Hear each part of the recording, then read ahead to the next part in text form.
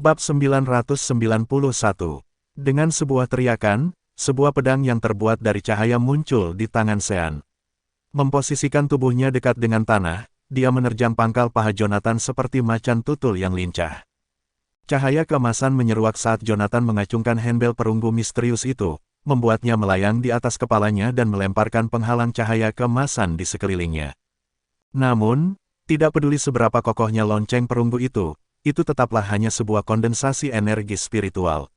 Oleh karena itu tidak mungkin bisa menahan serangan prinsip. Sepersekian detik kemudian, pedang cahaya putih menembus penghalang cahaya yang dihasilkan oleh lonceng perunggu dan menebas ke arah kaki Jonathan. Mundur dengan cepat, Jonathan membentuk segel tangan, memanipulasi papan catur di bawah kakinya untuk memanjang sekali lagi. Mengaktifkan within reach, jarak antara keduanya dengan cepat bertambah jauh. Sayangnya, tidak seperti hasil sebelumnya, di mana ia berhasil menempatkan jarak lebih dari 20 meter antara dirinya dan Sean setelah menggunakan jurus tersebut. Kali ini Jonathan hanya berhasil menempatkan jarak 3 meter di antara mereka. Betapapun menakjubkannya papan catur ilahi, bagaimanapun juga, itu adalah benda mati. Berbagai formasi yang terukir di atasnya terdiri dari susunan spasial, menjebak, membunuh, dan membingungkan. Namun, betapapun serbagunanya papan catur itu, selalu ada batas kemampuannya. Sebelumnya, Jonathan telah mengeksploitasi formasi pengubah ruang untuk memperlebar jarak di antara mereka, mendorong papan catur ilahi hingga ke batasnya. Akibatnya, papan catur tidak bisa memanjang dengan margin yang signifikan lagi. Memaksanya untuk memanjang lebih jauh lagi pasti akan mengakibatkan kehancuran total. Pada saat itu, Sean sudah kehilangan penampilannya yang lembut dan menggemaskan. Begitu jarak mereka melebar, dia dengan lembut menekan papan catur dengan tangan kirinya. Di atas kepalanya, piring 8 trigram mengembang bersama angin, berubah menjadi kubah besar dengan diameter lebih dari 10 meter yang menyelimuti dia dan Jonathan dalam bayangan. Segel, sebuah suara yang sedikit kekanak-kanakan terdengar di udara. Selanjutnya, Jonathan merasakan hubungannya dengan papan catur ilahi mulai melemah, dan bahkan persepsinya tentang dunia luar menjadi kabur. Sebuah formasi di dalam formasi. Jonathan menatap dingin ke arah Sean. Meskipun papan catur ilahi bukanlah tandingan dari harta spiritual prasejarah, itu masih merupakan harta yang luar biasa, karena pernah ditampilkan dalam mitos wilayah barat. Meskipun harta karun spiritual semacam itu mungkin tidak mencapai efek berlebihan dengan mengisolasi ruang untuk menciptakan alam semesta sendiri saat digunakan, itu pasti mampu memotong aliran energi spiritual di sekitarnya. Itulah mengapa Jonathan berani dengan sombongnya mengklaim bahwa dia adalah eksistensi yang mirip dengan dewa sejati saat berdiri di atas papan catur ilahi. Bagaimanapun juga, energi spiritual adalah dasar dari semua mantra, formasi, dan pembatasan. Ditambah dengan berbagai formasi di papan catur ilahi, siapapun yang memasukinya akan menghadapi kesulitan untuk melawan Jonathan kecuali mereka sekuat para pembudidaya alam ilahi yang sudah berpengalaman. Tanpa diduga, Sean berhasil memunculkan pelat 8 trigram di dalam papan catur ilahi. Satu-satunya penjelasan adalah bahwa pelat 8 trigram miliknya memiliki kualitas yang jauh lebih tinggi daripada papan catur ilahi. Sekte Phoebus memiliki warisan hampir 2000 tahun. Meskipun bukan sekte tertua di Canaya, Sekte Phoebus tidak diragukan lagi dapat dianggap sebagai salah satu sekte kuno yang lebih mapan dan terkemuka. Belum lagi, Sekte Phoebus juga memiliki tanah kuno seperti Summerbang Abyss. Oleh karena itu, Jonathan tidak dapat memahami bagaimana sekte dengan sejarah yang begitu panjang dan fondasi yang kokoh bisa sampai pada kondisi saat ini. Kondisi menyedihkan dari berkurangnya bakat. Dia juga bertanya-tanya tentang alasan sebenarnya di balik binatang purba yang dipenjara oleh Sekte Phoebus di dalam Summerbang Abyss. Meskipun begitu, Sean jelas tidak akan memberinya jawaban atas pertanyaan-pertanyaan itu. Jarak 3 meter adalah halangan yang tidak berarti untuk pertempuran mereka saat ini. Lempengan 8 trigram melayang di atas kepala Sean sementara dia memegang pedang cahaya. Energi spiritual melonjak di sekelilingnya, berubah menjadi cahaya putih berkilauan yang tak terhitung jumlahnya dan menyelimuti tubuhnya. Ambil ini, Sean menggeram. Papan catur di bawah kakinya beriak seperti air. Detik berikutnya, dia muncul di hadapan Jonathan, menusukkan pedang cahayanya sambil menyerang langsung ke dada Jonathan. Jonathan telah mengaktifkan medan kekuatan indera spiritualnya sejak pertarungan dimulai. Segera setelah dia merasakan gerakan Sean, dia berusaha melompat mundur untuk menghindari serangan yang datang. Namun, ketika dia mencoba untuk bergerak, banyak sekali tali yang seperti benang muncul di sekelilingnya, mengikatnya di tempat dan mencegahnya untuk bergerak sedikitpun. Menatap pedang cahaya yang diarahkan ke dadanya, Jonathan berteriak, "Pedang surga!" Dia ingin memanggil pedang surga dari dalam cincin penyimpanannya untuk menangkis pukulan itu. Sayangnya, senjata liar seperti pedang surga tidak lagi mengenalinya setelah cornya hancur, jadi mengapa pedang itu akan mengindahkan panggilannya. Rasa sakit yang luar biasa menyelimuti Jonathan, dan dia merasa seolah-olah ada sesuatu yang merobek-robek hatinya. Di depannya, Sean meringkuk dan menatap Jonathan, ekspresi wajahnya adalah campuran antara dingin dan gila. "Apakah saya akan mati?" Rasa sakit yang luar biasa di dadanya membuat Jonathan tidak memiliki keraguan akan kematiannya yang akan datang.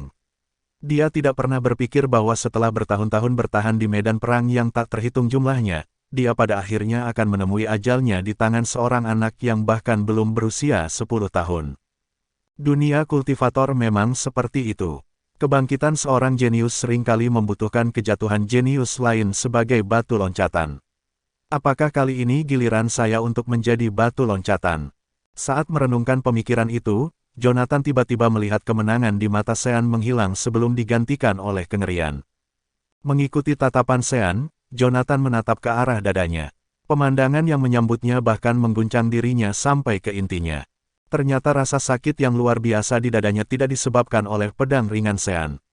Meskipun pedang itu memang telah menusuk dadanya, pedang itu baru saja menembus setengah inci sebelum dihentikan oleh kekuatan misterius. Sebuah tangan berlumuran darah dan layu sekarang menonjol dari dada Jonathan, mencengkeram pedang ringan Sean dengan erat. Seboksia. Indera spiritual Jonathan bermanifestasi dan langsung muncul di medan energinya.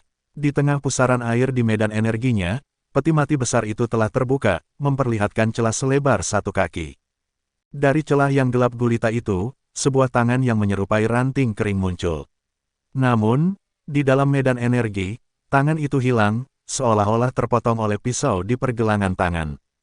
Bagian yang hilang itu tidak lain adalah tangan yang menjulur keluar. Sean benar-benar tercengang.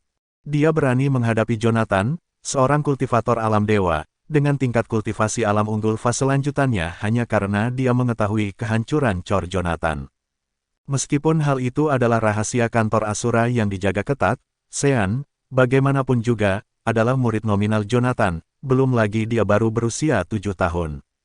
Oleh karena itu, Hades dan yang lainnya tidak terlalu berhati-hati saat mendiskusikan masalah itu di depannya. Meskipun warisan 2000 tahun dari Sekte Phoebus telah mengalami penurunan dalam hal kultivator yang berlatih, sejumlah besar harta spiritual kelas atas telah diwariskan kepada para pengikutnya yang tersisa. Menurut rencana Sean, dia tidak ragu dia bisa melenyapkan Jonathan, tapi tangan aneh itu mengejutkannya, menyebabkan dia jatuh ke dalam keadaan pingsan. Bagaimana mungkin orang normal memiliki tangan ketiga? Terlebih lagi, tangan ini tidak hanya menjulur keluar dari dadanya, tetapi juga mampu menggenggam artefak ilahi prinsip. Yang paling membuat Sean takut adalah kekuatan yang menindas dan menakutkan yang mengalir di tangan besar itu. Bab 992. Sean meraung dan melompat ke udara, dan kemudian dia menghantam perisai yang mengelilingi Jonathan.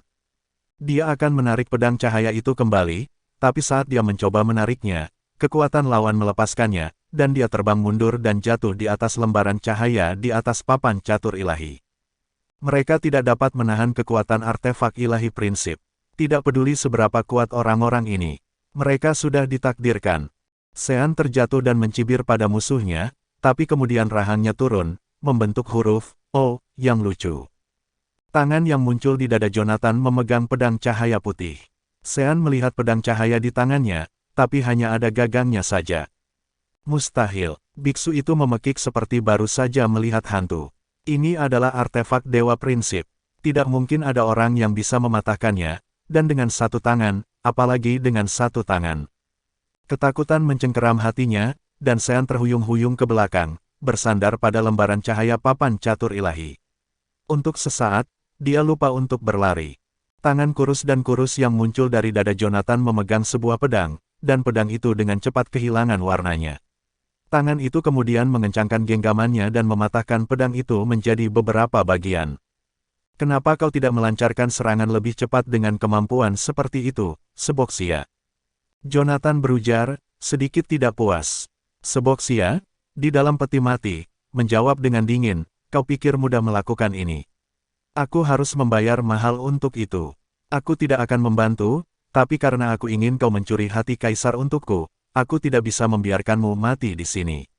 Biksu itu adalah reinkarnasi dari dewa, dan aku mengembangkan prinsip of life.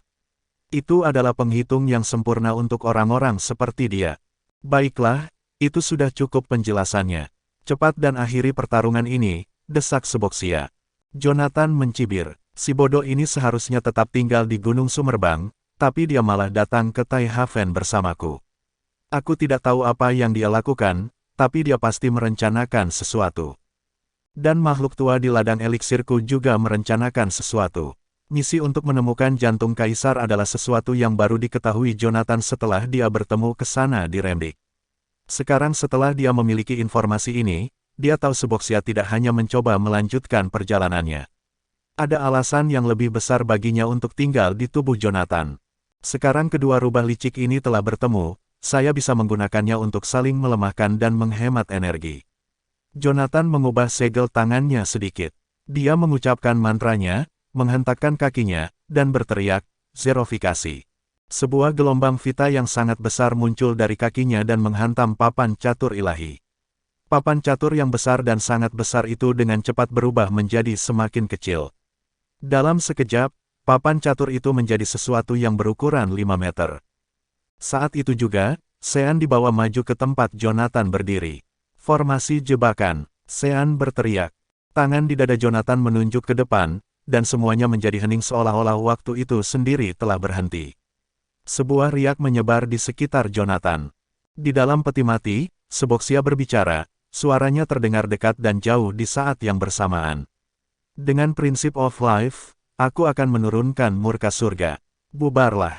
Jonathan merasakan dirinya bergema, dan seluruh langit resor pegunungan tampak bergetar.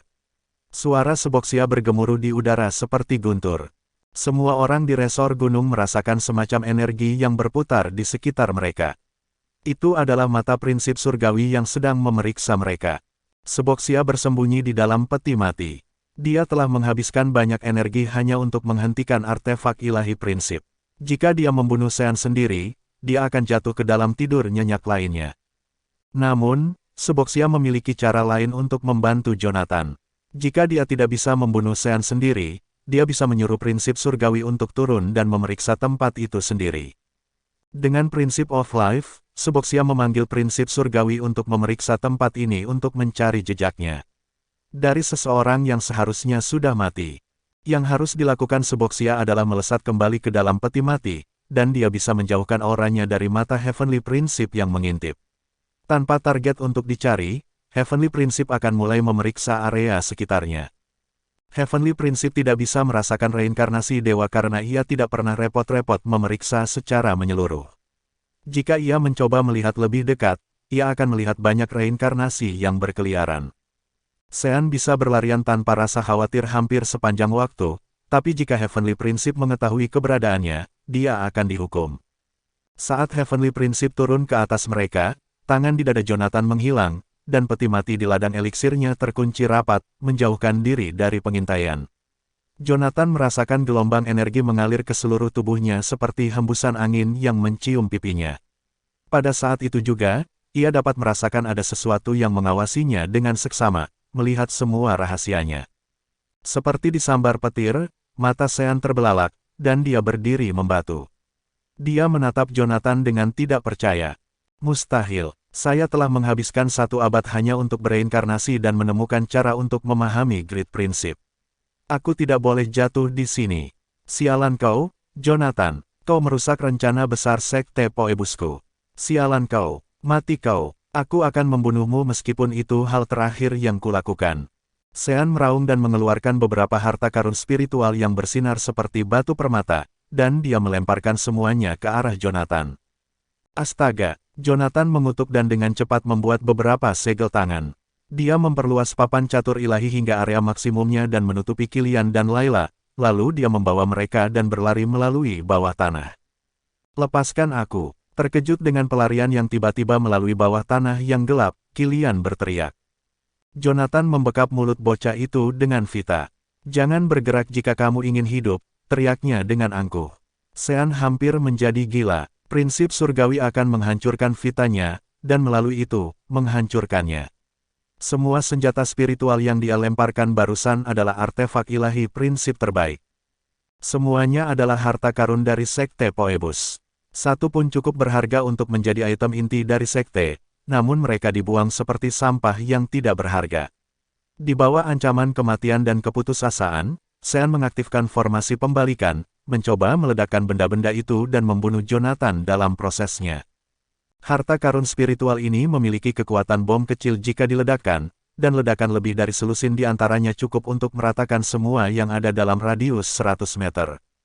Untuk melindungi para prajurit di sekitar mereka, Jonathan mengambil semua artefak ilahi prinsip dan menyeretnya ke bawah tanah. Artefak-artefak itu juga masuk ke dalam tanah, tertinggal sekitar 10 meter di belakang Jonathan. Bab 993. Pemisahan Jonathan menggunakan kemampuan melarikan diri pada kapasitas maksimal, melewati bawah tanah secepat mungkin. 10 meter, 20 meter, 30 meter. Dia bisa merasakan tekanan besar datang dari segala arah. Jonathan kemudian menyebarkan indera spiritualnya dan mengingat segala sesuatu yang ada dalam radius 100 meter di sekelilingnya. Dia membawa Kilian dan Layla dan langsung menuju ke belakang sebuah batu raksasa. Kembali ke permukaan, Jason dan Zachary mendarat di samping Sean. Jason menatap Sean dan berkata sambil tersenyum, "Di mana tuanmu? Apa yang terjadi di sini? Ada apa dengan fluktuasi Vita yang gila ini?" Dia menepuk kepala Sean. Tepat setelah tepukan itu, Sean kehilangan seluruh kekuatannya dan jatuh ke tanah seperti patung yang membatu. Tangan Jason menggantung di udara, dan dia menatap Sean. Tubuhnya terbaring dengan sudut yang aneh. Zachary dengan cepat bergegas menghampiri, berjongkok di samping Sean, dan memeriksa denyut nadi Sean. Dia sudah mati. Zachary mencabut pedangnya. "Ada yang tidak beres. Cari Tuan Goldstein." "Ah, dia akan baik-baik saja." Jason mengerutkan kening. "Tapi ada sesuatu yang tidak beres di sini. Aku merasakan gelombang Vita, tapi tidak ada yang bisa ditunjukkan." Zachary melihat sekelilingnya, menanyakan hal yang sama. "Ya, itu sebabnya kami datang. Untuk memeriksa apa yang terjadi, tapi..." Kalimat itu tidak pernah selesai. Sebuah ledakan keras bergema di udara, dan ledakan kedua menyusul, lalu ledakan ketiga. Orang-orang itu segera berjaga-jaga. Beberapa saat kemudian, mereka merasakan tanah terangkat, dan mereka dibawa ke udara. Dengan cepat, mereka mencoba merapal perisai roh, tetapi bahkan sebelum mereka dapat membuat segelnya, hantaman itu membuat mereka terbang ke kejauhan. Dampak dari ledakan artefak Dewa Prinsip cukup untuk menjungkir balikkan tanah dalam radius 300 meter. Puing-puing dan bebatuan beterbangan ke udara seperti gelombang debu. Rasanya seperti gunung berapi kecil yang baru saja meletus, menutupi hampir seluruh resor. Jeritan kesakitan memenuhi udara saat batu-batu itu menghantam para tentara yang sedang berjaga. Untungnya, hal itu tidak berakibat fatal. Jonathan berhasil melemparkan semua artefak Dewa Prinsip jauh ke dalam tanah. Dampaknya masih berbahaya, tapi setidaknya puing-puing yang ditimbulkannya tidak akan membunuh siapapun. "Apa yang kau lakukan, Zachary?" Beberapa lusin siluet dengan cepat berjalan menuju Ground Zero untuk memeriksa keadaan, dan Hades serta Kane memimpin. Kane berteriak dan mengutuk Zachary saat melihat kawah di tanah. Kantor Asura berada di tengah-tengah momen kritis. Jonathan bahkan menyuruh mereka untuk mempercepat proses pemindahan. Semua orang berusaha sekuat tenaga untuk menyelesaikan tugas ini secepat mungkin, namun Zachary sepertinya menyebabkan ledakan yang cukup keras sehingga membuat semua orang di resor gunung itu terkejut. Semua orang pasti marah mendengarnya. "Apa yang kau teriakkan?" Zachary yang berlumuran darah bangkit dari petak bunga yang berjarak beberapa puluh meter. "Kau pikir aku yang melakukan itu? Hei, aku sedang berusaha mencari tahu siapa pelakunya. Seseorang mengebom tempat ini tanpa izin. Jika aku menemukan siapa pelakunya, aku akan mencabik-cabiknya." Tanah di belakang Zachary bergetar dan bergelombang seperti genangan air. Lalu Jonathan muncul dari dalam tanah dengan Kilian dan Layla dalam pelukannya. Dia meletakkan tangannya di bahu Zachary dan dengan dingin berkata, "Kamu ingin mencabik-cabik tubuhku." Zachary membekuk ketakutan dan mencari rekan-rekannya untuk meminta bantuan, tapi Hades mengalihkan perhatiannya ke tempat lain. Saya ada rapat yang harus dihadiri. Ya, ada beberapa agenda yang masih harus kita diskusikan. Kane mengambil kesempatan itu dan pamit bersama Hades. Zachary menatap Jason. Hei, Jason, kita datang bersama, jadi. Apa maksudmu kita datang bersama? Saya hanya lewat. Saya tidak tahu apa yang Anda bicarakan. Jason menyimpan pisau bedahnya dan mengepalkan tinjunya. Lakukan apa yang Anda butuhkan, Ten. Goldstein, jangan biarkan saya menahan Anda. Jonathan mengangguk dan mengeratkan cengkeramannya di bahu Zachary. Seseorang semakin berani. Maafkan aku, Ten. Goldstein. Zachary ingin menangis. Dia hanya mengoceh karena marah. Dia tidak pernah menyangka Jonathan akan mendengarnya. Saya tidak bermaksud begitu, Tuan Goldstein. Jonathan meraung-raung dan menyebarkan indera spiritualnya lagi, melihat segala sesuatu dalam radius 100 meter, tetapi tidak ada tanda-tanda mayat Sean. Zachary, saya ingin semua orang mengevakuasi Edenic Heih dalam waktu 24 jam, mengerti? Ya, Pak. Zachary mengira Jonathan akan berteriak, tapi dia malah mendapat perintah yang aneh. Jonathan melihat ke sekelilingnya dan menghela napas. Alasan sebenarnya saya memerintahkan untuk bergerak adalah untuk mencegah pembalasan dari Remdik. Remdik bukan satu-satunya musuh yang harus kita hadapi. Ada banyak negara yang mungkin akan segera mengirimkan pasukan mereka ke Canaya. Ekspresi serius muncul di wajah Zachary. Tuan Goldstein, apakah Anda yakin ingin memutuskan semua hubungan dengan kantor Asura? Ya, Jonathan mengangguk. Saya adalah rambu-rambu yang hidup dan berjalan. Jika saya ada di sekitar, kantor mungkin akan lebih bersatu, tetapi pada saat yang sama, musuh-musuh saya juga akan mengincar semua orang. Dengan keadaan saya sekarang, saya tidak lagi cocok untuk menjadi simbol kantor Asura. Simbol berikutnya adalah salah satu dari kalian, jadi berusahalah untuk itu. Ya, Pak, Zachary menjawab dengan sungguh-sungguh, matanya meredup. Jonathan tidak menganggap dirinya sebagai bagian dari tugas pemindahan. Setelah mereka selesai memindahkan kantor Asura, bahkan Jonathan pun tidak akan tahu lokasi baru mereka. Selain itu, dia telah menghancurkan alat komunikasinya. Akan sangat lama sebelum mereka bisa bertemu lagi. Dengan hancurnya prinsip milik Jonathan, tingkat kultivasinya mengalami kemunduran.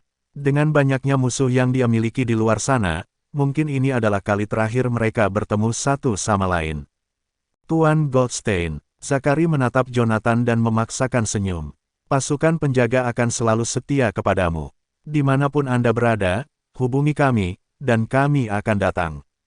Tidak ada pertanyaan. Bab 994. Setelah menemukan mayat Sean, Jonathan meninggalkan Edenic Heih. Pada malam dia pergi, semua orang di Edenic Heih secara diam-diam pindah di bawah perlindungan tentara pelindung. Dua personel terpenting, Charlie dan Jason, dikawal oleh Hades, Zachary, dan Kane. Alamat relokasi, seperti lokasi peluncuran rudal khusus Angkatan Darat Timur, ditandai sebagai sangat rahasia. Dalam satu malam, lingkungan Taihaven yang dulunya gemerlap berubah menjadi daerah yang sunyi dan tak bernyawa. Semua agen rahasia yang ditanamkan di tentara penjaga oleh banyak sekali pasukan lenyap dalam semalam. Kantor Asura telah mengetahui identitas agen rahasia ini sebelumnya dan memilih untuk tidak mengekspos mereka.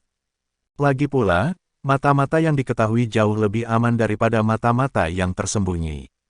Selain itu, selama mata-mata itu tetap hidup, 8 keluarga terhormat dan kekuatan lain akan lengah dan berhenti mengirim lebih banyak mata-mata ke kantor Asura. Di satu sisi, itu akan membantu mengurangi beban kerja unit intelijen di kantor Asura. Namun, kantor Asura akhirnya mengambil langkah untuk memastikan keselamatan Charlie. Dalam kurun waktu satu malam, lebih dari 500 orang di Guardian Army saja menghilang tanpa jejak. Di antara orang-orang ini, hampir sepertiga dari mereka hanya dicap sebagai personil yang mencurigakan dan berada di bawah pengawasan kantor Asura dan menunggu konfirmasi identitas mereka oleh unit intelijen. Bagaimanapun juga, lebih baik aman daripada menyesal. Identitas Charlie terlalu istimewa untuk mengambil risiko. Bagaimanapun juga, dia adalah orang yang dapat memimpin perang yang akan datang di Doveston. Tidak hanya itu, teknologi gennya dapat mengubah upload, EPA, dan bahkan dunia. Selama teknologi gen Charlie membuahkan hasil dan diterapkan secara luas, dia dapat menghilangkan rintangan manusia biasa untuk mencapai Grandmaster Realm. Bayangkan jika perang pecah dan sebuah pasukan yang seluruhnya terdiri dari para pembudidaya alam Grandmaster tiba-tiba muncul di dalam perkemahan Chanaian. Itu akan menjadi pemandangan yang sangat menakutkan. Dalam kabut pagi, beberapa sosok berlari melintasi hutan di belakang Edenic Heights seperti hantu. 5 siluet berdiri di atas D observasi, dan 4 siluet lainnya dengan cepat menyebar dan berlari ke arah resor pegunungan. Energi spiritual muncul di kiri dan kanan, dan sosok-sosok misterius itu terungkap sebagai pembudidaya alam dewa. Dalam waktu kurang dari 5 menit, keempat sosok itu kembali ke D observasi. Nona, tidak ada seorang pun di sini, seorang kultivator melaporkan dengan suara rendah. Anehnya, dia berbicara dalam bahasa Remdikian. Faktanya, mereka berlima adalah Remdikian, dan pemimpin kelompok itu adalah Savannah. Sangsar sangat marah dengan kekalahan beruntun yang diderita tentara Barat Remdikian dan Merania. Sebagai panglima tertinggi operasi, Savannah bertanggung jawab langsung atas kekalahan-kekalahan yang menghancurkan itu. Menurut Sangsar, jika Charlie tidak mati di bawah serangan rudal jarak pendek, maka dialah yang akan mati. Setelah meninggalkan istana Kremalos, Savannah kembali ke klannya untuk mengumpulkan timnya dan bergegas ke Chanaya. Mereka akhirnya tiba di Taihaven setelah menempuh perjalanan panjang. Namun, semuanya sudah terlambat. Wajah Savannah menjadi gelap saat ia melihat keempat bawahan kepercayaannya. Tak perlu dikatakan lagi, Savannah memahami arti penting Charlie. Sebagai bawahan kesayangan Sangsar selama bertahun-tahun, Savannah mengenal Sangsar dengan baik. Jika Charlie terus hidup, dia dan seluruh keluarganya akan menderita. Inilah sebabnya mengapa dia membawa serta 4 orang pembudidaya alam dewa kali ini. Pertama, dia ingin mencari tahu apakah Charlie masih hidup untuk memastikan keselamatannya sendiri di Chanaya. Lebih penting lagi, dia ingin memusnahkan Jonathan sama sekali. Struktur organisasi kantor Asura cukup sederhana. Itu berpusat di sekitar Jonathan. Karena alasan yang sama, Remdik tidak pernah menganggap serius kantor Asura. Agar pasukan tempur dapat beroperasi secara efektif, dibutuhkan struktur hierarki yang terorganisir dengan baik dari atas ke bawah, apakah itu untuk operasi gerilya skala kecil atau perang skala besar, dengan organisasi dan disiplin yang jelas. Ambil contoh Remdik, tidak peduli pertempuran di selatan atau dengan kantor Asura, atau bahkan perang dengan beberapa negara Epea Barat di perbatasan Barat, setiap pertempuran direncanakan dengan cermat sebelumnya. Perang berskala besar melibatkan persiapan yang ekstensif, yang membentang dari tahap awal pengumpulan informasi hingga mobilisasi sumber daya dan berlanjut hingga dimulainya perang resmi. Proses ini dapat memakan waktu beberapa bulan, tahun, atau bahkan puluhan tahun untuk menyelesaikannya. Sebaliknya, operasi kantor Asura bersifat acak. Mobilisasi tentara untuk perang seperti perang Misona di wilayah barat atau perang Merania benar-benar bersifat ad hoc, tidak memiliki perencanaan atau organisasi yang tepat. Bahkan ada kasus pengkhianatan tentara timur, yang memunculkan insiden di penjara Crimson Utara yang mengguncang dunia. Dengan standar apapun, kantor Asura tidak dapat dianggap sebagai pasukan tempur yang berfungsi. Paling-paling, ia dapat dicirikan sebagai kolektif yang luas atau bahkan organisasi dengan kepentingan bersama. Selain itu, Remdik juga sebelumnya telah menilai tingkat ancaman yang ditimbulkan oleh kantor Asura. Menurut analisisnya, selama Jonathan masih hidup, ada 60% kemungkinan kantor Asura akan berantakan. Oleh karena itu, Savannah memperhitungkan bahwa meskipun ia bersalah karena Charlie berakhir di Chanaya, selama ia dapat menyingkirkan Jonathan, kantor Asura akan terlibat dalam konflik batin. Pada saat itu, bahkan jika Charlie masih hidup, kantor Asura, yang terperosok ke dalam perselisihan internal, akan kehabisan sumber dayanya dan tidak akan dapat mendukung penelitian Charlie lebih lanjut. Jika itu yang terjadi, Sar tidak lagi memiliki alasan yang sah untuk membunuhnya. Namun, tidak ada seorang pun yang terlihat di Edenic Heights. Niatnya untuk membunuh Jonathan tampak mengada-ada, terutama mengingat Savannah bahkan tidak tahu di mana pria itu berada. Oleh karena itu, Savannah tahu bahwa nyawanya tergantung di ujung tanduk. Selain itu, berdasarkan informasi intelijen, kekhawatirannya yang paling mendesak adalah bahwa meskipun 8 keluarga terhormat sebenarnya telah mencoba membunuh Jonathan dan anggota keluarganya sebelum ini, Jonathan belum memindahkan keluarganya dan pasukan penjaga keluar dari Edenic Heights. Jelas sekali bahwa dia yakin akan pertahanan resor pegunungan itu. Namun, Jonathan telah memilih untuk memindahkan semua orang kali ini. Savannah tidak dapat memikirkan alasan lain yang masuk akal untuk langkah ini selain fakta bahwa Charlie masih hidup. Dia menarik napas dalam-dalam dan menatap dengan muram ke arah para pembudidaya yang berdiri di depannya. Kerahkan semua agen terbaikmu di Canaya sekarang juga untuk menemukan Jonathan. Jika kita gagal, seluruh klan akan dihancurkan menjadi abu oleh SAR. Beritahu para kakek-kakek tua di rumah bahwa kita harus mengesampingkan perbedaan dan memprioritaskan hal ini sekarang karena kelangsungan hidup keluarga kita sedang dipertaruhkan. Informasi intelijen yang dimiliki oleh Savannah dikumpulkan melalui analisis yang dilakukan setahun yang lalu ketika kantor Asura didirikan dan mulai berhadapan dengan Yaleviu. Namun, Remdik tidak mempertimbangkan apa yang telah dilalui kantor Asura selama setahun terakhir, terutama pengunduran diri Jonathan sebagai pemimpin kantor Asura. Ia telah melepaskan sepenuhnya kekuasaannya dan inti dari kantor Asura. Hal ini merupakan rencana jangka panjang dari Jonathan. Sebagai pendiri, Jonathan mengetahui kekurangan kantor Asura lebih baik dari siapapun. Dia terkejut dengan fakta bahwa Karl telah memilih untuk menempuh jalan yang berbeda karena mereka memiliki benturan dalam keyakinan mereka, karena Jonathan selalu lebih berhati-hati terhadap Kane dan Terence. Baik Kane maupun Terence adalah orang yang suka berperang. Jika Jonathan terus memimpin di kantor Asura dan tiba-tiba meninggal dunia tanpa rencana suksesi yang tepat, pertarungan antara keduanya sudah cukup untuk mendatangkan malapetaka di Canaya. Bab 995. Tidak ada yang tahu apakah Kane dan Terence akan melawan kantor Asura seperti yang dilakukan Karl. Namun, Jonathan sangat yakin bahwa kedua orang gila itu akan menyerang Yaleviu saat mereka kehilangan kendali atas diri mereka sendiri. Pada tantangan sebelumnya, baik Kane maupun Terence tidak berusaha keras dalam perang salib mereka melawan Yaleviu. Faktanya, menurut unit intelijen, kedua orang itu lebih dari siap untuk memobilisasi pasukan mereka dan membawa mereka menuju Yaleviu begitu mereka menerima tantangan.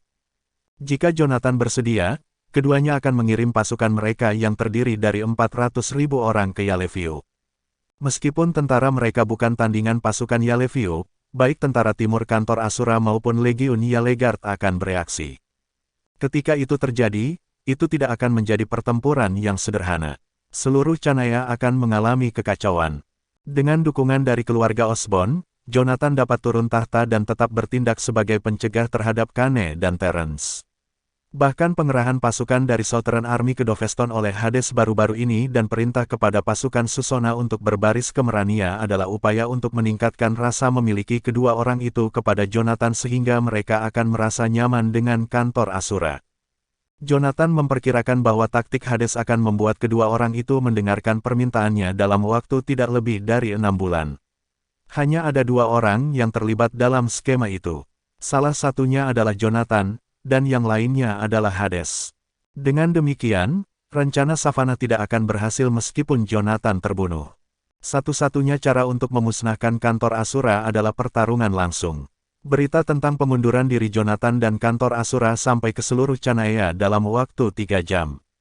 Bahkan Remdik, Jetroina, dan wilayah barat, yang berbatasan langsung dengan Canaya, juga menerima berita tersebut. Bagaimanapun, ketiga negara tersebut telah mengirimkan banyak agen rahasia ke Canaya dalam upaya mereka untuk melawannya. Oleh karena itu, tidak sulit bagi negara-negara tersebut untuk menerima informasi terbuka seperti itu. Jonathan juga tidak merahasiakan berita itu dari keluarga Blackwood.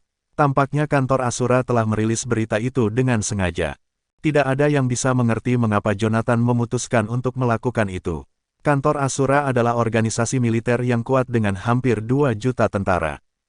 Angkatan Darat Timur juga bertanggung jawab atas pusat peluncuran rudal khusus Canaya. Dengan kemampuan seperti itu, Jonathan bisa menjadi penguasa Canaya kapan saja dia mau. Tak seorang pun akan bermimpi untuk melepaskan kekuasaan seperti itu. Namun, Jonathan melakukannya. Tidak hanya itu, dia juga melakukannya tanpa ragu-ragu dan tidak menyisakan sedikitpun untuk dirinya sendiri. Berbagai pasukan juga menerima berita mengejutkan lainnya. Intel mereka menginformasikan bahwa Cor Jonathan telah dihancurkan setelah dia kembali dari Remdik. Semua orang, dari manapun mereka berasal, merasa kasihan pada Jonathan saat mendengar kedua berita tersebut. Nama Asura pun menjadi terkenal di seluruh dunia. Bukan karena jumlah tentara yang dimilikinya, tapi karena dia berhasil membalikkan keadaan Chanaya dalam waktu kurang dari 3 tahun. Semua yang telah dia lakukan adalah legenda. Namun, saat ini, legenda itu telah berakhir. Orang-orang tidak bisa tidak merasakan kesedihan. Sama seperti pasukan asing yang merasa sayang karena Jonathan telah turun tahta, 8 keluarga terhormat tidak peduli dengan bisnis kantor Asura. Itu karena mereka telah dikompromikan. Anggota inti dari garis keturunan tambahan dari 8 keluarga terhormat telah dibunuh hari itu.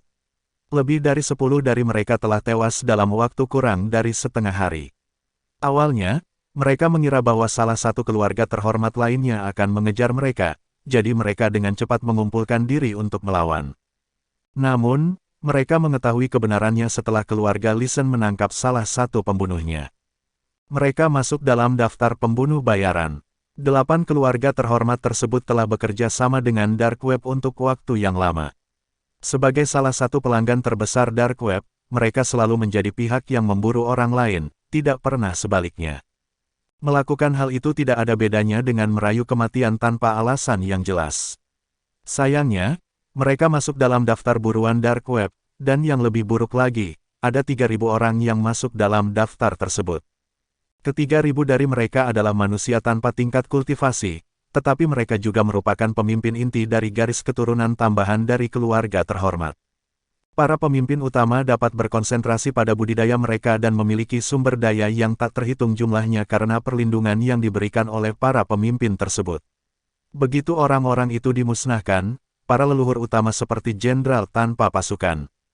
Mereka tidak akan pernah membiarkan hal seperti itu terjadi. Beberapa bulan yang lalu, 8 keluarga terhormat bertengkar di antara mereka sendiri. Saat ini, mereka memutuskan untuk bekerja sama karena adanya daftar target. Sementara itu, di Moonriver Estate di pinggiran Yellowview, di sanalah keluarga Osborn tinggal. Di masa lalu, ketika Jonathan mencoba menyelamatkan Sofia, di sanalah dia telah menghajar Garrison hingga babak belur. Setelah kejadian itu, sang peraih medali perunggu itu terus mengikuti Jonathan dan menangkis beberapa serangan yang dilancarkannya. Keluarga Osborn adalah tuan rumah, dan perwakilan dari 6 keluarga terhormat lainnya sudah berada di sana. Hanya keluarga Grey yang paling misterius yang belum muncul. Huff, mengapa keluarga Grey belum datang? Komentar Stellario dari keluarga Mallory sambil bermalas-malasan di kursi dan menguap. Saya tidak tahu mengapa saya dipanggil ke Yellowview. Mengapa kita tidak memulainya lebih dulu? Jika orang itu belum datang, biarlah. Semua orang memandang Savion saat Stellario selesai berbicara. Savion adalah karakter kuat yang tidak terkendali dan sulit diatur, terutama dalam perkataannya.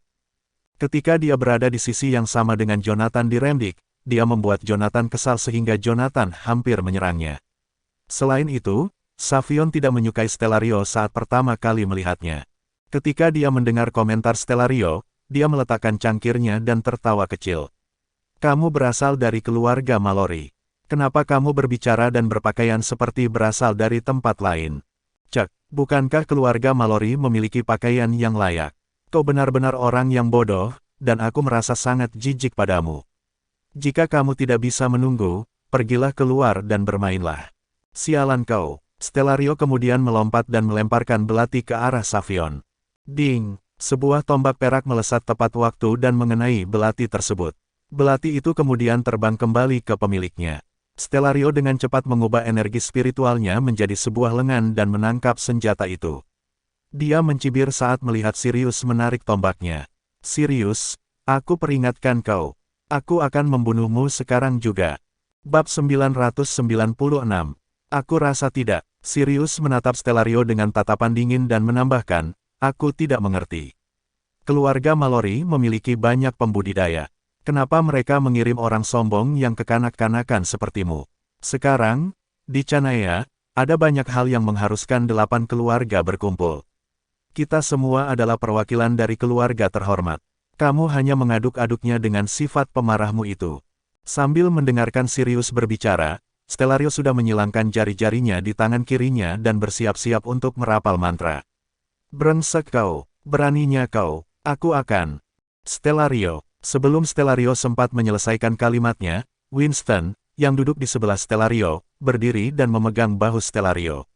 Stellario menoleh ke arah Winston dan bertanya, apa yang kamu lakukan? Apakah Anda membantu mereka menjatuhkan saya?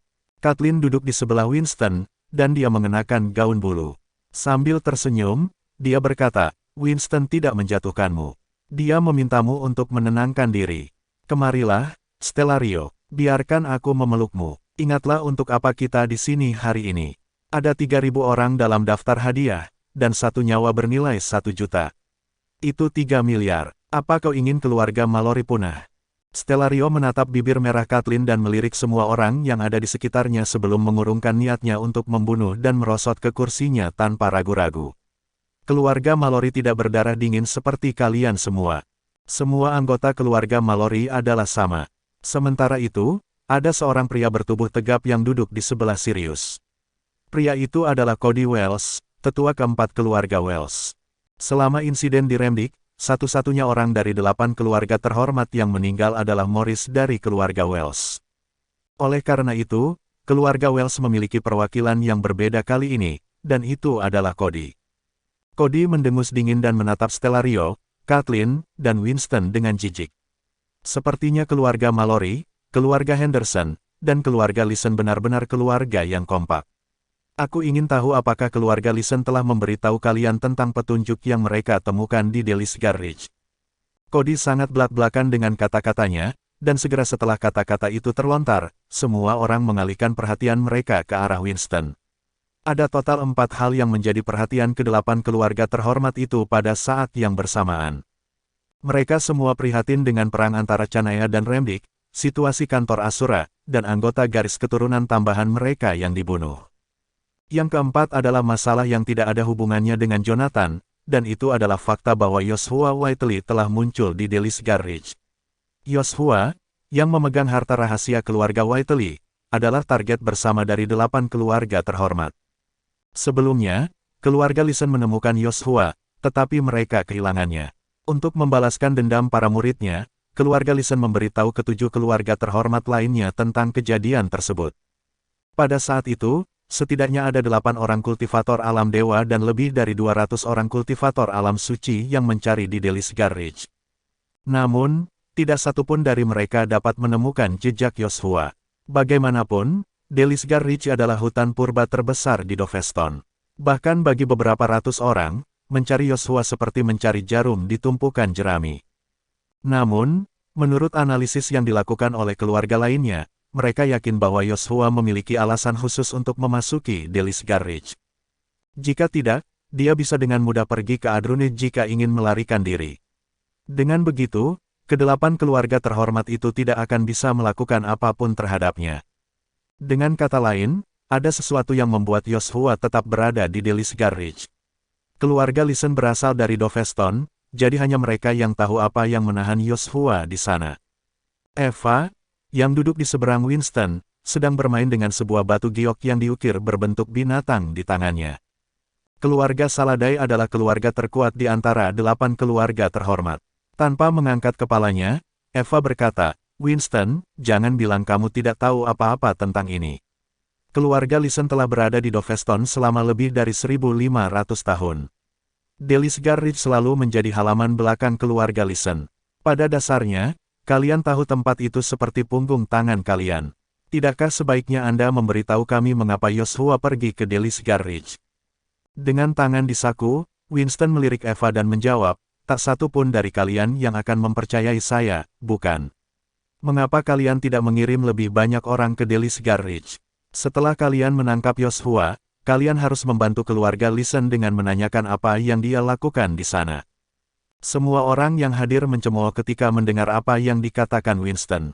Winston pasti menyembunyikan sesuatu. Pada saat yang sama, Winston tidak melihat ada gunanya menjelaskan tentang dirinya sendiri.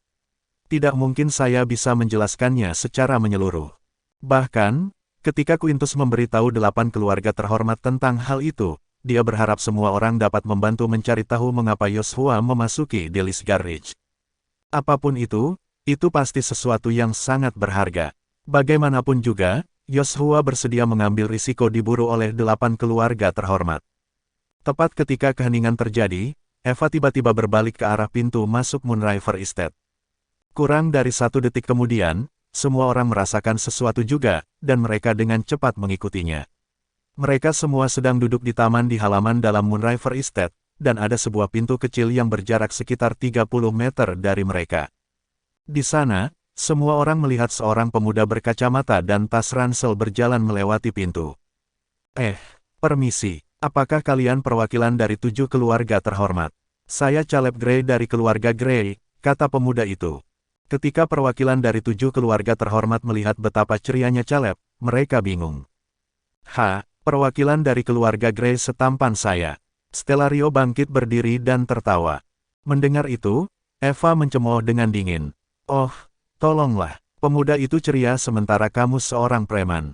Tepat sekali, Kathleen menimpali. Kemarilah, Caleb kecil, duduklah bersamaku. Kalau kamu tidak suka duduk di kursi, kamu boleh duduk di pangkuanku.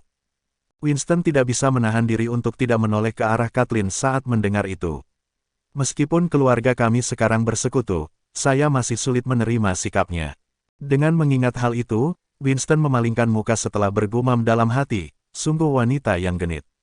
Caleb bertingkah seolah-olah dia adalah pendatang baru di kelas. Meskipun ini adalah pertama kalinya ia bertemu dengan ketujuh orang itu, ia sama sekali tidak merasa canggung. Dia memberikan anggukan kepada semua orang yang hadir sebelum duduk di kursi yang kosong. Ketika Kathleen melihat Caleb duduk di sebelahnya, ia mengulurkan tangannya untuk menepuk pundak Caleb. Caleb kecil, apakah kamu punya pacar? Kilatan dingin melintas di mata Caleb, dan dia tiba-tiba mencabut belati dan menikam leher Kathleen. Sebagai tanggapan, Kathleen mencondongkan tubuhnya ke belakang dan melayangkan tendangan ke arah pangkal paha Caleb. Caleb kemudian melompat ke udara dan mengarahkan belatinya ke jantung Kathleen. Bab 997.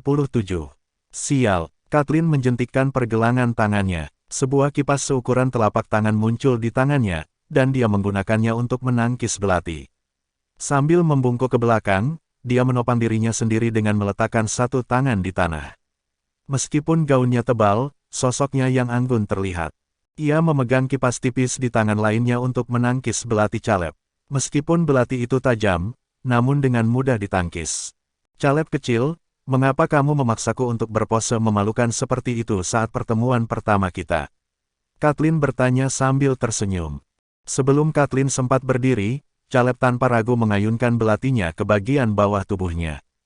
Jangan coba-coba. Kathleen mengangkat kakinya dan melayangkan sebuah tendangan.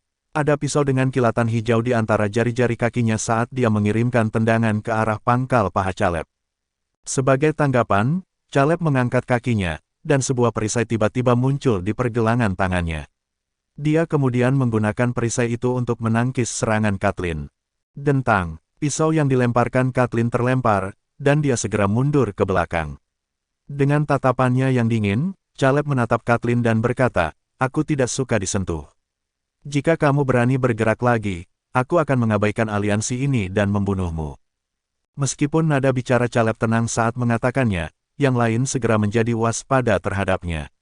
Sirius pernah mengatakannya sebelumnya. 8 orang dari 8 keluarga terhormat itu semuanya mewakili keluarga mereka. Oleh karena itu, mereka yang duduk di sana adalah makhluk-makhluk yang luar biasa dalam hal tingkat kultivasi, temperamen, dan kecerdasan. Meskipun Stellario terlihat tidak tahu apa-apa, dia memainkan peran penting dalam menyatukan keluarga Mallory, keluarga Leeson, dan keluarga Henderson. Terlepas dari kenyataan bahwa Caleb terlihat seperti mahasiswa biasa, dia juga merupakan kekuatan yang harus diperhitungkan. Dia masih muda, tetapi menilai dari pertarungan yang dia lakukan dengan Kathleen sebelumnya, jelas bahwa tingkat kultivasinya setara dengan Kathleen. Semua orang di tempat kejadian sangat cerdas, jadi mereka semua tahu apa yang dilakukan Kathleen dan Caleb. Kathleen hanya menguji kemampuan Caleb, sementara Caleb mengambil kesempatan untuk menunjukkan kepada orang lain apa yang dia mampu. Meskipun demikian, mereka berdua memiliki niat untuk membunuh orang lain. Faktanya, semua orang dari 8 keluarga terhormat, jika diberi kesempatan, akan membunuh. Mereka tidak peduli dengan hubungan satu sama lain atau aliansi. Selama mereka tidak berasal dari keluarga yang sama, mereka tidak akan ragu-ragu untuk mengambil nyawa orang lain. Itu karena mereka semua adalah pesaing, jadi mereka akan benar-benar melakukan perbuatan yang sangat besar terhadap keluarga mereka sendiri. Kathleen kemudian menatap Caleb, memutar-mutar kipasnya, dan tertawa kecil. Apa yang kamu bicarakan? Aku hanya berpikir kamu hanya ingin melihat. Jika Anda terlalu malu untuk mengatakan sesuatu di depan umum, Anda selalu bisa mencari saya secara pribadi setelahnya. Saya seorang wanita yang berpengalaman. Kathleen tersenyum manis dan duduk kembali di kursinya. Tak perlu dikatakan lagi, yang lain tidak menghiraukan perkataannya. Kathleen berbeda dengan Eva. Eva adalah perwakilan dari keluarga Saladai, dan dia adalah seorang wanita yang tidak suka basa-basi. Jika dia berselisih paham dengan seseorang, dia tidak akan ragu-ragu untuk melawan orang tersebut. Kathleen, di sisi lain, sangat anggun. Memang benar bahwa dia adalah seorang wanita yang berpengalaman. Namun, orang hanya bisa bertanya-tanya dalam hal apa dia berpengalaman. Jika seseorang mempercayai kata-katanya sepenuhnya, orang itu bisa kehilangan nyawanya kapan saja. Melihat semua orang telah duduk di tempat duduk mereka, pembawa acara, Savion, berkata, "Selamat datang, semuanya. Kita di sini hari ini untuk membahas hadiah yang ditawarkan oleh seseorang untuk membunuh 8 garis keturunan keluarga terhormat. Karena semuanya sudah hadir, mari kita mulai pembahasannya. 3 miliar bukanlah jumlah yang besar atau kecil. Itu adalah jumlah yang mampu dikeluarkan oleh sebagian besar keluarga terkemuka. Namun, hanya sedikit yang berani menantang 8 keluarga terhormat. Aku ingin tahu apa yang kalian pikirkan tentang orang yang menawarkan hadiah itu." Dengan itu, Savion menatap yang lain sambil tersenyum. "Apa yang perlu dipikirkan?" Eva mencibir, "Di Canaya, hanya kantor Asura dan Wilbur dari Yaleview yang berani menantang 8 keluarga terhormat. Saya pikir kita harus memusnahkan kantor Asura. Di antara kita harus mengirimkan masing-masing 2 orang kultivator alam dewa dan 50 orang kultivator alam mahaguru. Dalam 3 hari, kita bisa mengalahkan 8 zona perang kantor Asura." Winston, yang duduk di seberangnya, mendengus dingin sebagai tanggapan. Mendengar itu, Eva menatap Winston dengan tatapan dingin dan bertanya, "Ada apa? Apa kamu punya ide lain? Jadi bagaimana jika saya melakukannya?" Winston mengeluarkan tangannya dari sakunya dan berkata dengan datar, "Setelah kami menghancurkan kantor Asura, apakah Anda akan mengambil kendali atas Canaya?" "Apa maksudmu?" Eva bertanya dengan cemberut. Winston menoleh ke arah yang lain dan berkata, "Apa aku belum jelas? Kantor Asura milik Jonathan selalu bertujuan untuk menghancurkan 8 keluarga terhormat. Namun, hingga saat ini, dia belum menyebabkan kerusakan yang berarti bagi kami. Selain itu, setelah pendirian kantor Asura, Misona dan Doveston telah distabilkan. 8 zona perang tersebut telah berhasil menghentikan kekacauan di Canaya. Saya yakin semua orang di sini bisa setuju dengan saya tentang hal itu." "Itu benar," Sirius menimpali. "Kantor Asura adalah ancaman bagi 8 keluarga terhormat, tapi memiliki dampak positif bagi Canaya secara keseluruhan. Kalau begitu, apakah kita akan membiarkan kantor Asura menjadi lebih kuat dari waktu ke waktu?" Eva mencibir. Meskipun keluarga Saladai telah membentuk aliansi dengan pasukan Yaleview, Wilbur tidak bekerja sama dengan keluarga itu. Dalam hal kemampuan militer, tentara Yaleview memang kuat, tapi mereka tidak sekuat kantor Asura. Jonathan selalu menahan diri selama 3 tahun terakhir. Jika dia benar-benar ingin menghadapi Yaleview bisa diratakan dengan tanah. Tidak hanya Jonathan yang memiliki keunggulan jumlah, tapi tentara timur juga memiliki kendali atas rudal-rudal khusus. Oleh karena itu, jika diberi kesempatan, keluarga Saladai tidak akan berpikir 2 kali sebelum menghancurkan kantor Asura. Melihat semua orang di hadapannya mulai menentang satu sama lain, Caleb bersuara, "Aku tidak berpikir kedua orang itu mengatakan bahwa kita tidak boleh menyingkirkan kantor Asura. Mereka menyarankan agar kita mengambil alih kantor Asura tanpa menghancurkan struktur yang ada di kantor Asura. Apakah saya benar?" Dengan tatapan ramah, Winston menatap Caleb dan mengangguk. Sementara itu, Sirius merenung sejenak sebelum berkata, "Benar. Itulah yang kumaksud. Semua orang di sini tahu betapa kacaunya Canaya saat kita melawan keluarga Whiteley. Karena kita adalah The Untouchables, kita tidak akan terpengaruh tidak peduli seberapa kacau masyarakatnya. Namun, apakah kalian benar-benar ingin hidup di lingkungan yang tidak teratur seperti itu?" Semua orang terdiam setelah mendengar itu. 10 tahun kekacauan di Canaya dapat dikatakan diciptakan oleh 8 keluarga terhormat ini, dan kantor Asura Jonathan bertanggung jawab untuk menghentikannya. Bab 998. 8 keluarga terhormat merasakan penghargaan dan kebencian terhadap kantor Asura. Bagaimanapun, siapapun akan berharap kekuatan dan pengaruh mereka tumbuh setiap hari. Namun, organisasi yang membantu menstabilkan Canaya juga yang ingin menyingkirkan mereka. Mereka ingin sekali melenyapkan kantor Asura, namun belum ada organisasi lain yang bisa menggantikannya. Itulah mengapa mereka berada dalam dilema. Sementara semua orang terdiam, Stellario tiba-tiba duduk lebih tegak dan berkata, "Oh, Anda menyebutkan keluarga Whiteley tadi. Menurut kalian, mungkinkah itu perbuatan Yoshua?" Perwakilan dari keluarga terhormat itu tertegun ketika mendengarnya. Sambil memukul pahanya, Savion berseru, "Itu benar. Kami telah memburu Yoshua begitu lama. Bukannya dia tidak berani menampakkan diri, sangat masuk akal jika dia melakukan ini untuk membalas dendam kepada kita. Tidak peduli apakah Anda melihatnya dari segi waktu, kemampuan finansial, atau motif, semuanya cocok." Kata orang lain. Yang lain menambahkan, "Sekarang setelah Anda menyebutkannya, itu masuk akal." Yang lain saling berpaling dan bertukar pandangan yang bertentangan.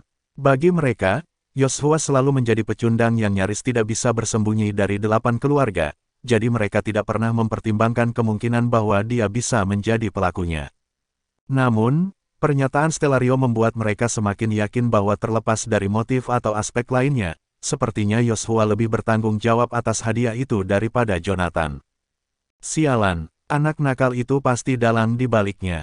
Cody menggeram dingin. Seseorang tidak membutuhkan latar belakang atau kekuatan yang tepat untuk memposting bounty di dark web. Yang dia butuhkan hanyalah sebuah komputer untuk melakukannya, dan anak nakal itu memiliki cincin penyimpanan. Pasti dia orangnya. Saya setuju. Jika kita berbicara tentang kemampuan finansial, Yoshua tidak memiliki masalah untuk membayar 300 miliar, apalagi 3 miliar. Lagi pula, keluarga Whiteley mewariskan banyak uang kepadanya, kata Winston. Stellario tidak lagi lesu seperti biasanya. Sebaliknya, dia berjongkok di kursinya dan menatap yang lain dengan mata berbinar-binar. Itu benar, coba pikirkan tentang hal itu. Orang itu memiliki dendam terhadap 8 keluarga terhormat dan ingin menjatuhkan kita. Semua ini adalah kesalahannya, aku yakin itu. Bahkan Eva, orang yang paling membenci kantor Asura, merenungkan masalah ini di dalam hatinya. Apa yang kamu katakan sepertinya masuk akal. Jonathan menyerahkan kendali kantor Asura atas kemauannya sendiri karena prinsipnya telah dihancurkan. Sekarang adalah waktu yang paling berbahaya bagi kantor Asura dan Jonathan. Di saat seperti itu, tidak mungkin mereka akan mencoba membuat masalah bagi kita. Sepertinya kita menggonggong di pohon yang salah. Tidak diragukan lagi bahwa itu adalah Yoshua. Perwakilan dari 8 keluarga terhormat menyuarakan pendapat mereka satu persatu, membuang kecurigaan mereka sebelumnya dan mengidentifikasi pelaku baru Yoshua. Sementara diskusi itu berlangsung, Yoshua dan Hayden sedang bertempur secara gerilya di kedalaman hutan purba di sepanjang Delisgar Ridge ketika Yoshua bersin beberapa kali berturut-turut. Keduanya saling berpandangan dengan bingung. "Apakah kamu sakit?" Hayden bertanya dengan ragu sambil memegang senapan sniper di tangannya. Yoshua sama bingungnya. Seorang pembudidaya alam dewa masuk angin. Bukankah itu sedikit mengada-ada?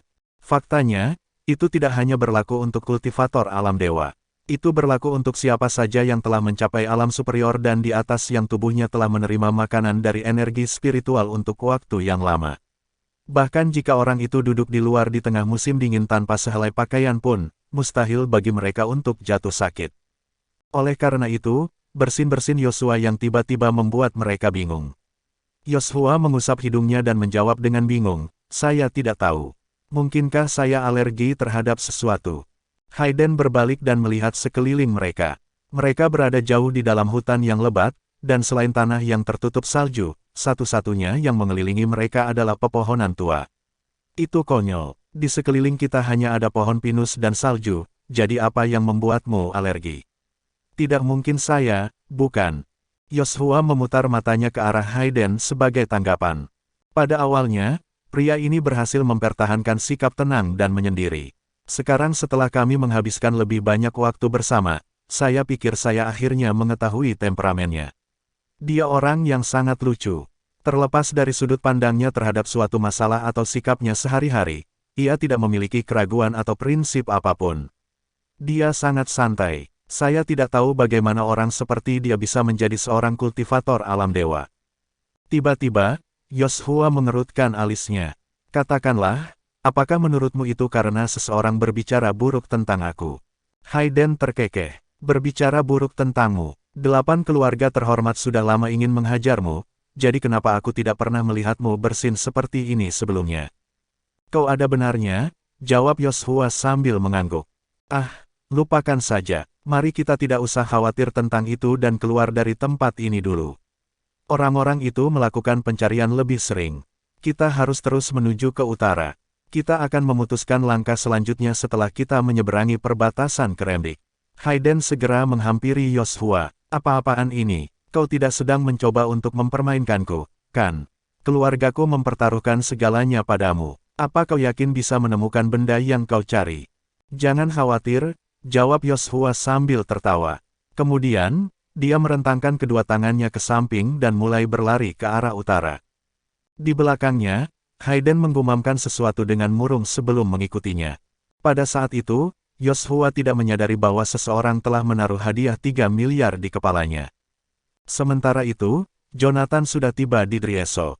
Namun, bahkan sebelum dia keluar dari mobil, unit intelijen pasukan khusus kegelapan mulai melaporkan hasil dari sayembara terhadap 8 keluarga terhormat.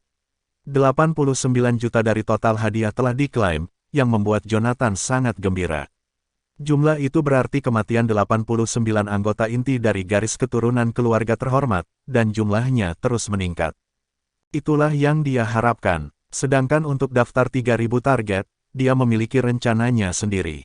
Kali ini, hadiah yang ditawarkan untuk setiap pembunuhan tidak banyak. Namun demikian, ini adalah misi berskala besar yang melibatkan banyak target yang terkonsentrasi di satu area, dan pasti akan menarik banyak minat. Di antara target-target yang ada, kelompok pertama akan menjadi yang paling mudah dihabisi karena saat itulah 8 keluarga terhormat paling tidak siap. Mereka tidak punya waktu untuk bereaksi dan tidak berdaya. Selama ini, satu-satunya pembunuh yang bisa terlibat adalah mereka yang berada di Canaya. Bahkan jika ada yang ingin masuk ke negara itu dari luar negeri, mereka harus melakukan perjalanan melalui udara atau laut. Oleh karena itu, pembunuh bayaran lokal memiliki keuntungan di sini. 8 keluarga akan mulai lebih siap setelah itu. Namun, pada saat itu, organisasi pembunuh elit di luar negeri akan mengirimkan pembunuh yang lebih terampil dan profesional, bahkan mungkin satuan tugas, ke Canaya untuk melibas daftar target. Kecuali jika ke-8 keluarga tersebut membawa mereka yang berasal dari garis keturunan tambahan kembali ke tanah leluhur mereka, akan sulit bagi keluarga tersebut untuk melindungi mereka. Bab 999, orang-orang itu adalah anggota inti dari garis keturunan tambahan 8 keluarga terhormat. Namun, untuk mencegah mereka menimbulkan ancaman terhadap garis keturunan utama, orang-orang ini benar-benar dilarang kembali ke tanah leluhur mereka. Oleh karena itu, jika 8 keluarga terhormat ingin melindungi mereka, mereka harus mempekerjakan orang Siulian di alam Mahaguru ke atas untuk melindungi para anggota silsilah tambahan tersebut. Namun demikian, hal itu pasti akan menguras kekuatan tanah leluhur. Selain itu, mereka tidak dapat mencegah orang-orang itu bergerak dan membuat mereka tinggal di tempat yang aman sepanjang waktu. Lagi pula, jika para anggota garis keturunan tambahan itu berhenti mengelola kekuatan eksternal mereka akan kehilangan nilainya bagi tanah leluhur, dan tanpa nilai, tidak ada gunanya melestarikannya. Mereka yang berharga bagi tanah leluhur membutuhkan perlindungan, tetapi perlindungan yang berlebihan akan membuat keberadaan mereka menjadi tidak berarti. Situasinya paradoks, membentuk lingkaran logis yang membuat 8 keluarga terhormat tidak memiliki solusi, dan itulah balas dendam Jonathan terhadap mereka. Menurut rencananya, itu hanyalah langkah pertama. Hadiah itu adalah caranya untuk menekan 8 keluarga terhormat, sementara langkah kedua adalah membiarkan mereka mengakui kegilaannya. Jonathan memiliki banyak kekhawatiran saat menjadi bagian dari kantor Asura. Setiap keputusannya, apakah akan melawan atau menyerah, bertahan atau menyerang, mempengaruhi kehidupan hampir 2 juta orang. Namun kini, setelah meninggalkan kantor Asura, Jonathan tidak lagi diliputi keraguan. Sejak keluarga Osborn menculik Josephine, Jonathan bisa mulai membalas mereka. Elit Gatrilem yang bergerak bebas dapat dengan mudah memusnahkan semua harta benda yang dimiliki oleh keluarga Osborn di luar tanah leluhur. Jadi bagaimana jika mereka adalah salah satu keluarga terhormat? Mereka hanya memiliki beberapa elit alam dewa, dan tidak mungkin semua anggota garis keturunan tambahan keluarga Osborn di seluruh Canaya dapat ditugaskan sebagai pengawal alam dewa. Bahkan jika keluarga Osborn mampu mencapai itu, tidak pasti apakah para pembudidaya alam dewa itu adalah tandingan Jonathan. Tidak ada yang bisa mengatakan dengan pasti apakah para pembudidaya alam dewa itu akan memainkan peran sebagai pengawal atau hanya ditugaskan untuk menghadapi kematian. Jonathan memanggil sebuah mobil dan langsung menuju ke Osborn Group di Horrington. Bisnis keluarga Osborn sangat luas, mencakup berbagai industri dan mencakup seluruh Canaya. Aset mereka yang paling representatif adalah Osborn Group. Osborn Group adalah salah satu dari 10 perusahaan real estate terbesar di Canaya, dan kantor pusatnya terletak di Horrington. Taksi berhenti di depan Osborn Group. Setelah Jonathan membayar ongkos dan keluar dari kendaraan, dia langsung merasakan perasaan tertekan. Osborn Group terletak di pusat kota, dan daerah itu adalah kawasan pusat bisnis yang sesungguhnya. Terlepas dari siang atau malam, tempat itu seharusnya ramai oleh orang-orang, bukannya menampilkan pemandangan sepi seperti sekarang. Melihat sekeliling, Jonathan melihat 4 sedan hitam terparkir di setiap sudut alun-alun di depan gedung. Jonathan mengembangkan indera spiritualnya dan mendeteksi aura kultivator alam suci dari keempat kendaraan hitam tersebut. Para kultivator di dalam mobil-mobil itu bereaksi segera setelah Jonathan melepaskan indera spiritualnya. 4 sosok berlari keluar dari kendaraan, mendarat di sekitar Jonathan, dan mengepungnya. "Siapa kamu?" Salah satu pria kekar itu bertanya kepada Jonathan dengan dingin. Pada saat itu, Jonathan menekan energi spiritualnya, sehingga tidak mungkin untuk membedakan apakah dia adalah seorang kultivator alam Grandmaster atau alam superior dengan mempelajari fluktuasi auranya. Jika tidak, keempat Grandmaster itu tidak akan berani menantang seorang kultivator alam dewa. Jonathan menyeringai pada pria berotot di depannya. "Saya ingin bertemu dengan orang yang bertanggung jawab di sini dan mendiskusikan insiden yang berkaitan dengan serangan terhadap keluarga Osborn hari ini." Swoosh! Sebuah suara menusuk bergema di udara saat Jonathan mengangkat lengan kanannya dan menggenggam belati setajam pisau cukur. Tangannya sekarang terbungkus cakar naga yang seluruhnya terbentuk dari energi spiritual. Patah! Jonathan mematahkan belati itu, perlahan-lahan melepaskan genggamannya, dan melemparkan belati itu ke tanah. "Kau bukan tandinganku. Bawa saya ke orang yang bertanggung jawab di sini. Saya di sini untuk membicarakan bisnis. Ini adalah wilayah keluarga Osborn. Kami tidak akan mengizinkanmu melakukan." Pria kekar itu ingin melanjutkan berbicara, tapi Jonathan dengan cepat mencengkeram tenggorokannya dengan satu tangan. 3 orang lainnya di dekatnya mengacungkan senjata mereka dan ingin mengambil tindakan, tetapi kultivator yang ditangkap oleh Jonathan tiba-tiba berteriak dengan tergesa-gesa. "Berhenti!" Dia berteriak ketakutan. Pada saat itu, Jonathan tidak hanya mencengkeram tenggorokan pria itu dengan tangannya, tetapi dia juga menghendaki energi spiritualnya menjadi tangan raksasa yang tak terlihat, mencengkeram jantung pria itu. Jonathan dapat dengan mudah menghancurkan jantung pria itu dengan satu gerakan jika dia mau. Pria kekar itu mengira siapapun yang dapat dengan mudah menaklukkan seorang guru hanya bisa menjadi orang yang berkultivasi di alam dewa atau lebih tinggi. "Jika kita melakukan sesuatu yang bodoh sekarang, tidak hanya saya yang akan mati, tapi semua orang di sini juga akan binasa bersama saya." Jonathan dengan santai melempar pria itu ke samping sebelum membersihkan tangannya. "Bolehkah saya masuk sekarang?" Meskipun 3 orang lainnya tidak tahu apa yang sedang terjadi, mereka merasa terintimidasi setelah menyaksikan bagaimana pemimpin mereka dengan mudah dikalahkan. Oleh karena itu, tidak ada satupun dari mereka yang berani menghentikan Jonathan. Sang kultivator, yang hampir mati, bahkan lebih ketakutan dan buru-buru bergegas ke satu sisi. "Tolong, silakan, pimpin jalannya," kata Jonathan dengan acuh tak acuh. Pria itu bergidik. Dia terlalu takut untuk melawan meskipun enggan mengikuti perintah Jonathan. Di bawah tatapan waspada ketiganya, Jonathan dan pembudidaya alam Grandmaster memasuki gedung. Tempat yang dulunya ramai sekarang tidak memiliki tanda-tanda kehidupan.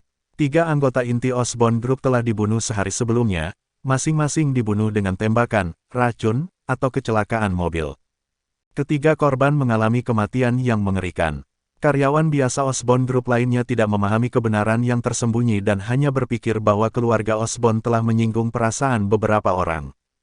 Mereka menyerahkan surat pengunduran diri mereka satu demi satu, karena takut mereka mungkin terlibat dalam pembunuhan tersebut. Kepanikan yang masih ada di dada setiap orang membuat mereka tidak dapat bekerja seperti biasa.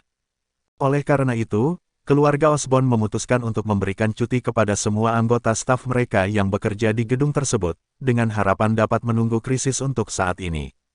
Jonathan mengikuti Mahaguru ke lantai 35 dengan menaiki lift. Begitu mereka keluar dari lift, Jonathan melihat 6 orang kultivator alam suci di lorong. "Hei, ada apa ini? Kenapa kau membawa seseorang ke sini?" Salah satu Grandmaster di lorong itu membentak kultivator di samping Jonathan. Pria berotot itu memasang ekspresi pahit di wajahnya. Karena Jonathan berada tepat di belakangnya, dia tidak berani mengatakan apa-apa dan hanya bisa memberi isyarat dengan putus asa kepada orang lain di depannya dengan matanya. Melihat ekspresi kesakitan di wajah rekan mereka, para Grandmaster itu meringis. Tanpa pikir panjang, mereka memanggil dan menggunakan senjata mereka. Namun, pada saat itu, sebuah suara tenang terdengar dari belakang mereka. "Semuanya, mundur." Bab 1000. Perubahan pada J. Energi spiritual menyembur keluar dari Jonathan tanpa terkendali seperti bendungan yang jebol. Dalam sekejap mata, dia memiliki J, yang berada 20 meter jauhnya, dalam genggamannya dengan penyebaran medan kekuatannya yang cepat. "Kurang ajar, lindungi Tuan Osborn." Selain Grandmaster, yang hampir mati di tangan Jonathan, ke-6 orang lainnya menerjang ke arah Jonathan. Sebuah bayangan berkelebat, dan cahaya keemasan dengan cepat melintas melewati ke-6 orang itu. Sebelum mereka menyadari apa yang terjadi, mereka terlempar. Jeritan ketakutan bergema. Berdiri di sisi Jay, Jonathan melepaskan lonceng perunggu aneh di atas kepalanya. Dengan mengepalkan tinjunya dengan lembut, Jay langsung mendengus kesakitan. Meskipun tingkat kultivasi Jay adalah Grandmaster Realm, medan kekuatannya tidak berguna di antara Jonathan. Dia merasa seolah-olah ada tangan besar yang tak terkalahkan meremasnya. Kedua kakinya terangkat dari tanah. Wajahnya memerah, dan dia terlihat sangat kesakitan. Jonathan hanya menatap dingin penderitaan Jay. Dengan sedikit sentakan pada jarinya, sebuah bunyi keras terdengar dari lengan kiri Jay. Itu adalah suara patahnya tulang Jay. 2 orang di belakang Jay bergerak menyerang Jonathan. Merasakan gerakan di belakangnya, Jonathan mengangkat tangan kirinya sedikit, dan 2 benda ajaib melesat ke arah kedua pria itu sebelum berhenti setengah inci dari tengah alis mereka. "Aku, Jonathan Goldstein, bisa membantai 60 Grandmaster lain apalagi hanya kalian berenam." Jonathan Goldstein, raut ketakutan terpancar di wajah para Grandmaster saat mendengar nama Jonathan. Para praktisi Siulian dari keluarga terhormat yang telah mencapai alam Mahaguru mengetahui tentang perang 8 keluarga besar melawan keluarga Whiteley 10 tahun yang lalu. Perang berakhir, dan 8 keluarga besar menjadi keluarga terhormat di Canaya. Tidak ada yang berani melawan mereka, karena takut akan nasib seperti keluarga Whiteley. 8 keluarga besar tidak memiliki musuh sejak saat itu. Siapapun yang mencapai alam Mahaguru dianggap sebagai anggota sub-inti dari keluarga terhormat. Menjadi anggota, meskipun anggota sub-inti, berarti aman dari bahaya meskipun harus melakukan beberapa misi setiap hari. Lagi pula, tidak ada yang akan main-main dengan 8 keluarga besar. Bahkan anggota keluarga terhormat sendiri tidak akan memulai perkelahian satu sama lain. Gencatan senjata antara 8 keluarga besar masih berlaku. Dengan struktur mereka saat ini, jika salah satu dari mereka melakukan langkah pertama, keluarga itu kemungkinan besar akan digunakan sebagai alasan bagi yang lain untuk menyerang dan menjadi sasaran kritik publik. Namun, Jonathan adalah pengecualian dari aturan itu. Bahkan garison dari keluarga Osborn pun tewas di tangan Jonathan, apalagi seorang Grandmaster. Siapa yang berani macam-macam dengan orang kejam seperti dia? Para Grandmaster tahu hukuman apa yang menanti mereka jika sesuatu terjadi pada Jay dan mereka tidak menyelamatkannya. Kemungkinan besar mereka akan mati. Karena mereka juga akan mati, mereka memutuskan untuk mempertaruhkan nyawa mereka dalam pertarungan melawan Jonathan. Berita tentang patahnya cor Jonathan telah menyebar luas. Tentu saja, para Grandmaster telah mendengarnya. Meskipun mereka tidak tahu apakah tingkat kultivasi Jonathan akan anjlok drastis dalam waktu singkat akibat cornya yang rusak, mereka sangat ingin melawannya. Jay adalah anggota inti dari keluarga Osborn. Meskipun namanya telah dicoret dari daftar calon pewaris, tidak mungkin mereka akan menyingkirkannya dari lingkaran dalam dengan latar belakangnya yang kuat. Para Grandmaster tahu bahwa kehidupan masa depan mereka di keluarga Osborn akan membaik, dan mereka dapat naik pangkat dengan cepat jika mereka menyelamatkan Jay. Dengan pemikiran tersebut, para Grandmaster secara bersamaan meraih senjata mereka, bersiap untuk melawan Jonathan. Mereka tidak takut pada seorang kultivator tanpa prinsip.